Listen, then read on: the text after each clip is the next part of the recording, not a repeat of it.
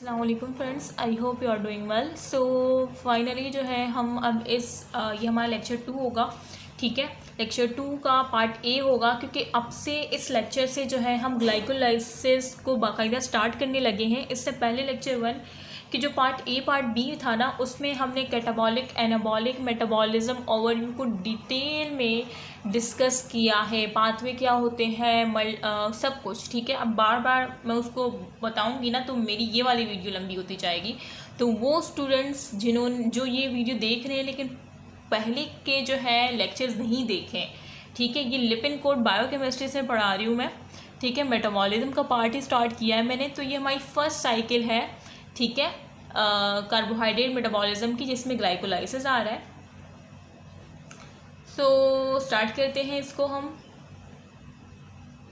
ये पूरे जो है इसमें हमने चलो स्टार्ट करते हैं ग्लाइकोलाइसिस ओवरव्यू।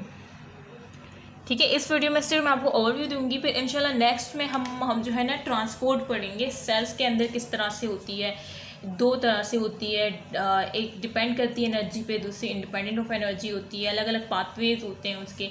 ठीक, उसके बाद फिर हम ग्लाइकोलाइसिस का जो साइकिल है ना, फिर वो इंशाल्लाह स्टार्ट करेंगे। अभी फ़िलहाल ग्लाइकोलाइसिस ओवरव्यू देते हैं हम। ठीक है, तो स्टार्ट करते हैं। The glycolytic pathway is use by all tissues for the oxidation of glucose to provide energy. ये क्या कह रहे हैं, जो ग्लाइकोलाइटिक पाथवे है ना, ये यूज़ होता है ऑल टिश्यूज़, ऑल सेल्स। जाहिर सी बात है, टिश्यूज़ किससे मिलके बने होते हैं, सेल से ही मिलके बने होते हैं ना। तो ऑल टिश्यूज़, ऑल सेल्स एक ही बात है। फॉर द ऑक्सीडेशन ऑफ मतलब सेल्स मिलके टिश्यूज़ बनाते हैं, सिमिलर सेल्स। ठीक है, तो इस तरह से, क्योंकि कहीं ऑल सेल्स लिखा था तो tissues cells, similar cells form tissues. अच्छा, तो ग्लाइकोलाइटिक पाथवे जो है यूज़ होता है तमाम टिश्यूज़ में for the oxidation of glucose. किसकी ऑक्सीडेशन के लिए, ग्लूकोज की ऑक्सीडेशन के लिए हमें ग्लाइकोलाइटिक पाथवे की ज़रूरत होती है ऑल टिश्यूज़ में। ठीक है, तो glycolytic pathway is use by all tissues for the oxidation of glucose to provide energy. ठीक है, एनर्जी की प्रोडक्शन के लिए हमें जो है ग्लाइकोलाइटिक पाथवे की ज़रूरत पड़ती है तमाम टिश्यू में। ठीक है, ताकि हम ऑक्सीडेशन कर सके ग्लूकोज की और हमें प्रोवाइड हो सके energy as ATP. And intermediate for other metabolic pathway, और इसके साथ साथ कुछ इंटरमीडिएट्स भी होते हैं, मतलब वो इंटरमीडिएट्स दूसरे मेटाबॉलिक पाथवे में जो है यूज़ होते हैं। ठीक है, तो ये कह रहे हैं कि एटीपी की प्रोडक्शन के साथ साथ ये हमें इंटरमीडिएट्स भी देता है। किसके लिए, फॉर अदर मेटाबॉलिक पाथवे, उसके नेक्स्ट जो पाथवे होता है उसके लिए। ठीक है, तो कौन सा पाथवे होता है, क्या होता है, वो हम पढ़ेंगे आगे। Glycolysis at the hub of carbohydrate metabolism, because virtually all sugars, whether arising from the diet and from catabolic reactions in the body, ठीक है, can ultimately be converted to glucose। ठीक है, 8.9a के फिगर में भी आप देख सकते हैं। 8.9a की फिगर में आपको दिखाऊंगी, ठीक है, जो कि आपको समझ नहीं आएगी, क्योंकि जिस तरह से मैं 8.2 को स्किप किया था, इस तरह से मैं 8.9 को भी स्किप करूँगी। वो भी आपको दिखाऊंगी क्यों स्किप करना है, क्योंकि वो आपको अब भी समझ नहीं आएगी। अच्छा, तो बेसिकली वो क्यों कह रहे हैं कि वो आप देख लें। वो कह रहे हैं कि जैसे कि जो हम डाइट लेते हैं, जो कैटाबॉलिक रिएक्शंस होते हैं बॉडी के अंदर, तो अल्टीमेटली वो किस में कन्वर्ट होता है, सब ग्लूकोज में कन्वर्ट होता है ना। तो pyruvate is the end product. ठीक है, अब क्या होता है, ग्लूकोज में कन्वर्ट, फिर ऑक्सीडेशन करते हैं हम ग्लूकोज की ग्लाइकोलाइटिक पाथवे में। ठीक है, तो वही कह रहे हैं कि पायरुवेट जो है ये यहाँ तक हो गया। Pyruvate is the end product of glycolysis. Pyruvate क्या है, ये एंड प्रोडक्ट है किसका, ग्लाइकोलाइसिस पाथवे का। ठीक है, इन सेल्स में और विथ माइटोकॉन्ड्रिया। तो ये आपने याद रखना है कि जो पायरुवेट एंड प्रोडक्ट है ना ग्लाइकोलाइसिस का सेल्स में, वो विथ माइटोकॉन्ड्रिया। अगर उस सेल्स में माइटोकॉन्ड्रिया है, माइटोकॉन्ड्रिया होगा तो मीन वहाँ पे ऑक्सीजन अवेलेबल होगी। ठीक है, और then pyruvate is the end product of glycolysis. तो ये जो है, आप अगर आपके पास हाईलाइटर है ना अभी, तो इसको जो है हाईलाइट कर लें। And adequate supply of oxygen, वहाँ पे एडिक्वेट सप्लाई भी होगी ऑक्सीजन की, जाहिर सी बात है, जिसमें मैंने अभी बताया। ठीक है, तो आपको ये पता होना चाहिए, जब एरोबिक कंडीशन होगी देन हमारे पास जो ग्लाइकोलाइसिस का अगर एंड प्रोडक्ट पूछा जाए एरोबिक कंडीशन में, ठीक है, तो वो पायरुवेट होगा। अच्छा, दिस सीरीज ऑफ 10 रिएक्शंस, इसमें कितने रिएक्शन है, 10 रिएक्शन है। इसको हम एरोबिक ग्लाइकोलाइसिस कहते हैं, जिसे मैंने अभी आपको बताया। ठीक है, बिकॉज ऑक्सीजन इज रिक्वायर्ड। क्यों, क्योंकि ऑक्सीजन जो है रिक्वायर्ड होती है किसके लिए, टू रीऑक्साइड द NADH, रीऑक्साइड करने के लिए NADH को। और ये NADH कहाँ पे प्रोड्यूस हुआ था, NADH फॉर्म हुआ था during the oxidation of glyceraldehyde three phosphate 8.9b में, आप देख सकते हैं, मैं भी आपको दिखाती हूँ। ठीक है, तो अभी जैसे मैंने आपको बताया कि पायरुवेट एंड प्रोडक्ट होगा ग्लाइकोलाइसिस का, अगर माइटोकॉन्ड्रिया उस सेल्स में होंगे उस और एडिक्वेट सप्लाई ऑक्सीजन हो तो ये pyruvate is the end product of glycolysis. Mean aerobic condition में pyruvate is the end product of glycolysis, simply अगर मैं कहूँ। अच्छा, फिर मैंने आपको ये भी बताया कि मैं क्यों कह रही हूँ कि एरोबिक कंडीशन में आखिर इस ऑक्सीजन का क्या काम है, because oxygen is required to reoxidize the NADH।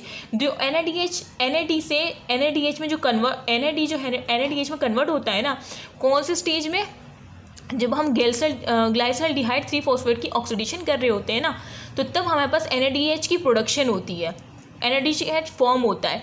तो जो NADH फॉर्म होता है ना, तो इसी को दोबारा से रीऑक्सीडाइज करने के लिए इस ऑक्सीजन की नीड होती है, because oxygen is required to reoxidize the NADH, जो कि फॉर्म हुआ था during the oxidation of glyceraldehyde three phosphate 8.9b में। भी आपको मैं दिखाती हूँ, मैंने ये काफ़ी अच्छा एक्सप्लेन किया है ताकि आप लोग को कुछ मैं डायग्राम दिखाऊँ तो आप लोग जो है ना मुझे ऐसे ही नहीं देखते तो आपको समझ आए ना। ये देखें, ये क्या है, ग्लाइसरल्डिहाइड 3-फॉस्फेट है।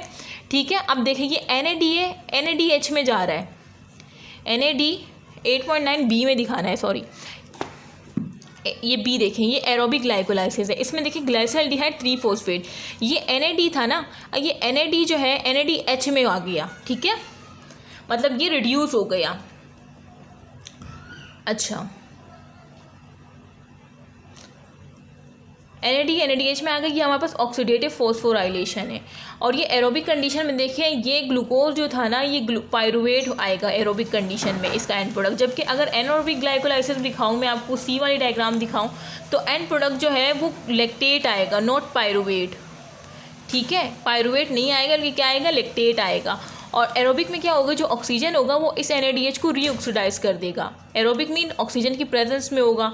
ठीक है, अच्छा, और जबकि ये जो एनारोबिक का मैं बता रही हूँ, इसमें क्या होगा, लैक्टेट एंड प्रोडक्ट होगा। फर्स्ट तो आपने ये याद रखना है, और सेकंड आपने ये याद रखना है कि ये जो ग्लाइसरल्डिहाइड 3-फॉस्फेट की हम जो ऑक्सीडेशन करवाई थी ना, NAD से जो NADH बना था, ठीक है, ये NADH पायरुवेट लैक्टेट में जो कन्वर्ट होता है, तो ये NADH NAD में कन्वर्ट हो जाता है, और फिर दोबारा से ये NAD फिर ग्लाइसरल्डिहाइड 3-फॉस्फेट के जरिए NADH में कन्वर्ट हो जाता है। तो ये इस तरह से चलता रहता है।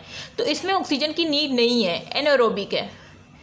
ठीक है, इसको रीऑक्सीडाइज करने के लिए ऑक्सीजन की नीड नहीं है, क्योंकि यहाँ पे यूज़ हो रहा है ये NADH पायरुवेट टू लैक्टेट में, ये NADH NAD में जा रहा है। ठीक है, तो इस तरह से मैं समझाने की कोशिश कर रही थी। तो अब ये मैं आपको आगे एक्सप्लेन कर दूँ। ठीक है, तो ये तो मैं बता दी। उसके बाद एरोबिक में मैंने डायग्राम में दिखा दिया था फिगर में। Aerobic glycolysis set the stage for the oxidative decarboxylation of pyruvate to. अच्छा, अभी एरोबिक का आगे का बता रहे हैं कि एरोबिक ग्लाइकोलाइसिस जो है ना, set the stage oxidative decarboxylation of pyruvate to acetyl CoA. उसके बाद क्या होता है, जब एंड प्रोडक्ट होता है ना, जैसे मैंने बताया एरोबिक पाथवे में एंड प्रोडक्ट हमारे पास पायरुवेट होता है, फिर वो पायरुवेट की ऑक्सीडेटिव डीकार्बोक्सिलेशन होती है। ठीक है, और किस में जाता है, एसिटाइल कोए में जाता है। ठीक है, एसिटाइल कोए क्या है, इंटरमीडिएट क्या है, मैंने आपको लास्ट टाइम बताया था कैटाबॉलिक में, इंटरमीडिएट मॉलिक्यूल है ना, a major fuel of TCA cycle, और फिर ये TCA साइकिल क्रेब्स साइकिल में जाता है। ठीक है, अच्छा, उसके बाद क्या बताया मैंने, alternatively pyruvate is reduce to lactate. ठीक है, उसके बाद क्या होता है, जो पायरुवेट होता है ना, वो रिड्यूस हो जाता है किसमें, लैक्टेट में, as NADH is oxidise to NAD। और जो NADH होता है ना, वो ऑक्सीडाइज हो जाता है किसमें, NAD में, 8.9C में। ये किसकी बात कर रहे हैं, ये बात कर रहे हैं एनारोबिक की। एनारोबिक में आपने देखा था ना कि पायरुवेट किस में रिड्यूस हो गया था, लैक्टेट में। पायरुवेट रिड्यूस हो गया था ना लैक्टेट में, एज NADH जो इसका जो हाइड्रोजन था ना, वो इसने लैक्टेट को दे दिया। इसका मतलब ये लैक्टेट क्या हो गया, रिड्यूस हो गया। तो पायरुवेट रिड्यूस हो गया टू लैक्टेट, और NADH किस में ऑक्सीडाइज होगा, NAD में। 8.9 में आपको मैंने दिखाया भी था, मैं भी आपको दोबारा भी दिखाऊंगी। अच्छा, this conversion of glucose to lactate, अब ये जो कन्वर्जन होती है ना ग्लूकोज की लैक्टेट में, मतलब एनारोबिक पाथवे में ग्लाइकोलाइसिस का जो एंड प्रोडक्ट होगा वो लैक्टेट होगा, ठीक है, is called anaerobic glycolysis. The conversion of glucose to lactate is called anaerobic glycolysis because it can occur without the participation of oxygen, क्योंकि ये क्या हो रहा है, ये हो रहा है पार्टिसिपेशन ऑफ ऑक्सीजन के बगैर ही हो रहा है, ठीक है, क्योंकि ऑक्सीजन की नीड नहीं पड़ रही ना एनएडीएच को रीऑक्सीडाइज करने के लिए, ठीक है। अच्छा, anaerobic glycolysis allow the production of ATP. अब ये जो एनारोबिक ग्लाइकोलाइसिस है ना, जिसमें ऑक्सीजन की नीड नहीं होती, anaerobic mean without oxygen, anaerobic glycolysis allow the production of ATP, ये प्रोडक्शन करता है एटीपी की इन टिश्यू में। कौन से टिश्यू में? डेट लेक माइटोकॉन्ड्रिया, जिनके पास माइटोकॉन्ड्रिया नहीं होता। तो ये बात आपने याद रखनी है। और माइटोकॉन्ड्रिया किन के पास नहीं होता है? एग्जाम्पल में दे रहे हैं रेड ब्लड सेल्स, आरबीसी जो है ना हमारे, और जो हमारे आँखों के कुछ पार्ट्स हैं, पार्ट्स ऑफ आई हो गए, जो कि मैं आपको आगे डिटेल में बताऊंगी कौन कौन से पार्ट हो गए, ठीक है, कौन कौन से पार्ट होते हैं जिसमें माइटोकॉन्ड्रिया नहीं होती, लैकिंग होती है माइटोकॉन्ड्रिया की, रेड ब्लड सेल्स आरबीसी में। तो जिनके पास माइटोकॉन्ड्रिया की लैकिंग होगी वहाँ पे कौन सा ग्लाइकोलाइसिस का पाथवे होगा? एनारोबिक ग्लाइकोलाइसिस होगी, और एंड प्रोडक्ट क्या होगा? लैक्टेट होगा, और ऑक्सीजन की नीड नहीं होगी, जाहिर सी बात है। अच्छा, और इन सेल और साथ में इन डिविड ऑफ सफिशिएंट ऑक्सीजन हाइपोक्सिया, और ये कह रहे हैं कि और उनमें भी जिसमें ऑक्सीजन की कमी होती है, जैसे कि हम जब बहुत ज़्यादा एक्सरसाइज करते हैं तो हमारी सांस फूलना स्टार्ट हो जाती है, मतलब हमें ऑक्सीजन की नीड होती है, तो वो मतलब ऑक्सीजन की कमी हो जाती है। जब हम बार बार काम करते हैं हमारे मसल बिल्कुल वो हो जाते हैं, दर्द से स्टार्ट हो जाता है, तो वहाँ पे ऑक्सीजन ना पहुँचने की वजह से जो है लैक्टेट की वहाँ पे फॉर्मेशन हो जाती है ना बहुत ज़्यादा। जाहिर सी बात है, जब ऑक्सीजन की कमी हो जाए, हम बहुत ज़्यादा एक्सरसाइज कर रहे हैं या हम एक काम कर रहे हैं, हम बीच में गैप नहीं ले रहे, तो क्या होगा, हमारा जो एरोबिक ग्लाइकोलाइसिस है वो एनारोबिक ग्लाइकोलाइसिस की तरफ शिफ्ट हो जाएगा, क्योंकि ऑक्सीजन की क्या हो रही है? लैकिंग हो रही है, ऑक्सीजन की कमी की वजह से एनारोबिक ग्लाइकोलाइसिस, जिसकी वजह से लैक्टेट की फॉर्मेशन होगी, ठीक है। सो ये कह रहे हैं कि लेक माइटोकॉन्ड्रिया, आरबीसी और पार्ट्स ऑफ आई, जबकि जब हम बहुत ज़्यादा एक्सरसाइज करते हैं, ठीक है, तो तब भी एनारोबिक ग्लाइकोलाइसिस हो रही होती है। तो ये सारा ग्लाइकोलाइसिस का ओवरव्यू था, जो कि 12 मिनट की वीडियो मैंने एक्सप्लेन करा है, लेकिन मैंने काफ़ी अच्छे तरीके से एक्सप्लेन किया ताकि आप लोग को, और एक चीज़ को मैंने बार बार एक्सप्लेन इस वजह से किया ताकि आप लोग सुन के याद कर लें। देखिए, मैंने आपको यही बताया था ना, ग्लाइसराइड 3-फॉस्फेट की एनारोबिक का बता रही हूँ मैं। देखिए, एरोबिक में क्या था, जो ऑक्सीडेशन हो रही थी ना ग्लाइसराइड 3-फॉस्फेट की ना, तो किस तरह से ऑक्सीडेशन हो रही थी इसकी, इसने NAD था, NADH में किस तरह से कन्वर्ट हुआ, क्योंकि ऑक्सीडेशन हुई ग्लाइसराइड 3-फॉस्फेट की। Oxidation mean removal of hydrogen, जो रिमूव किया है ना हाइड्रोजन, वो NAD के साथ मिलकर NADH की फॉर्मेशन कर ली, तो ये हमारे पास हुआ ऑक्सीडेटिव फॉस्फोराइलेशन, ठीक है। ये जो NADH है ये किस में जाएगा? ऑक्सीडेटिव फॉस्फोराइलेशन में जाएगा, ठीक है। मतलब ये जो NADH है ना, जो ऑक्सीजन होगा ना, एरोबिक कंडीशन है, एरोबिक ग्लाइकोलाइसिस है, मीन यहाँ पे ऑक्सीजन भी होंगे और माइटोकॉन्ड्रिया भी होंगे, ऑक्सीजन की प्रेजेंस में हो रहा होगा ये ग्लाइकोलाइसिस। तो ये जो NADH को दोबारा से जो ये NADH किस में जाएगा? ऑक्सीडेटिव फॉस्फोराइलेशन में चला जाएगा। तो यहाँ पे ऑक्सीजन होगा जो कि इसको दोबारा से क्या करेगा? रीऑक्सीडाइज करेगा, ठीक है। रीऑक्सीडाइज में दोबारा से ये NAD में कन्वर्ट होगा ऑक्सीडेटिव फॉस्फोराइलेशन में, ठीक है, ये बता रहे। जबकि एनारोबिक पाथवे में अगर हम देखें तो ऐसा कुछ नहीं होता। उसमें क्या होता है? ग्लाइसराइड 3-फॉस्फेट की, ये तो सेम है ये वाला, कि इसकी जो है ऑक्सीडेशन होती है, ठीक है, NADH में कन्वर्ट हो जाता है। फिर ये जो NADH होता है ना, ये ऑक्सीडेटिव फॉस्फोराइलेशन में नहीं जाता जैसे एरोबिक में जा रहा था, ठीक है। क्यों नहीं जाता? क्योंकि ये विदाउट ऑक्सीजन हो रहा होता है, ठीक है, ऑक्सीजन की प्रेजेंस नहीं होती है एरोबिक में, ठीक है। तो क्या होता है कि ये जो NADH है ये किस तरह से रीऑक्सीडाइज होता है? एरोबिक ग्लाइकोलाइसिस का जो एंड प्रोडक्ट था वो पायरुवेट था, जबकि एनारोबिक का क्या है? लैक्टेट है। किस तरह से? पायरुवेट के बाद एक दूसरा स्टेप होता है, पायरुवेट रिड्यूस हो जाता है लैक्टेट में। किस तरह से रिड्यूस होता है? NADH जो अपना हाइड्रोजन दे देता है इसको और उसको रिड्यूस कर लेता है और ख़ुद ऑक्सीडाइज हो जाता है, मीन रीऑक्सीडाइज हो जाता है, ठीक है, दोबारा से। तो ये NADH दोबारा से इसको ऑक्सीडाइज करेगा और दोबारा से NADH, और फिर ये क्या हो जाएगा? रीऑक्सीडाइज हो जाएगा। तो इस तरह से ये चलता रहेगा। तो दोनों में डिफरेंस आप बखूबी देख चुके होंगे, ठीक है, मैंने दोबारा से एक्सप्लेन किया है। सो आई होप कि आपको ग्लाइकोलाइसिस का ओवरव्यू जो है पसंद आया हो, कि मैंने काफ़ी जोश और जज्बे से पढ़ाया है। और यार इस चीज़ में वाकई में बताऊँ बहुत एनर्जी वेस्ट होती है। जिस तरह से मैं टीचिंग करती हूँ ना, ये बच्चों को पसंद तो आता है ये वे, लेकिन ये बहुत ज़्यादा एनर्जी कंज्यूमिंग प्रोसेस है, ठीक है। सो उसके बावजूद भी जो है आप लोग लाइक नहीं कर रहे होते। अगर आप लोग को पसंद नहीं आ रहा तो लाइक ना करें बेशक, लेकिन अगर आप लोग देख रहे हैं व्यूज़ बहुत अच्छे आ रहे होते हैं लेकिन लाइक ही नहीं किया होता, तो बेटा मुझे कैसे पता चलेगा कि आपको ये वीडियो अच्छी लगी। अगर आप लोगों को अच्छी लगती है तो लाइक का मतलब यही है कि आप लोग लाइक करने से एक साइन मिल जाती है टीचर्स को ना कि हाँ बच्चे को पसंद आ रहा है, ठीक है, या यूट्यूबर्स को कि हाँ ये वीडियो पसंद आ रही है तो मुझे इस पर वर्क करना चाहिए। तो काइंडली अगर आपको ये पसंद आई है तो लाइक करें, ठीक है, अगर नहीं पसंद आई तो डिसलाइक करें, ठीक है, ये आपका हक बनता है।